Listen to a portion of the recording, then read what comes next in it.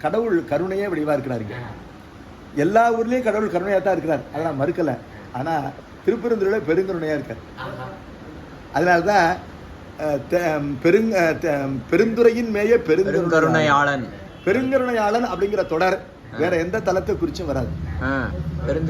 பெருந்துறையின் மேய பெருங்கருணையாளன். அதுல பெருங்கருணையாளன். ஒரு வீட்டுக்கு போறோம், ஒரு குழந்தைய பார்த்து கேட்கறோம், அம்மா பிடிக்குமா அப்பா பிடிக்குமான்னு. அந்த குழந்தை அம்மா அப்பா ரெண்டு பேருமே அன்பா இருக்காங்க. இப்போ உங்க வீட்டுல இருக்கிற மாதிரி உங்க வீட்டுல ரெண்டு பிள்ளைங்களையும் நான் போய் கேட்டேன்னு வச்சுங்களேன், அம்மா பிடிக்குமா அப்பா பிடிக்குமான்னு கேட்டா ரெண்டு பேரையும் பிடிக்கும்னு சொல்லும். ரெண்டு பேரையும் பிடிக்கும்னு சொல்லும். அதோட விட்டுறக்கூடாது, பாடி லாங்குவேஜ்னு ஒண்ணு இருக்கு.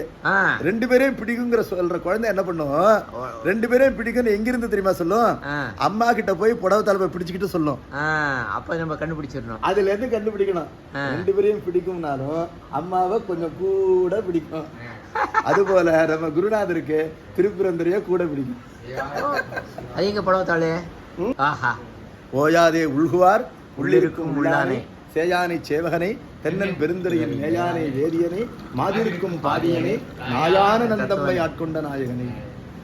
நாயான நந்தம்மை ஆட்கொண்ட நாயகனைங்கிறது என்ன பொருள்னா, நான் நாய், என்னுடைய கவலை அவனுடைய உள்ளத்தில் இருக்கு, என்னை பற்றிய கவலை. இந்த நாய் அவன் உள்ளத்தில் இருப்பதனால அவன் நாயகன்.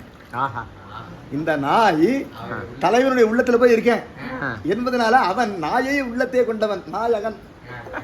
நாயான நந்தம்மை ஆட்கொண்ட நாயகனே தாயான தத்துவனை. அது என்ன தாயான தத்துவன்னு கேட்டா, பிறவி எடுத்த பயன் என்ன, பரமசிவத்தை அறிதல் இல்லையா? பரமசிவத்தை அறியணும், அதான் பிறவி.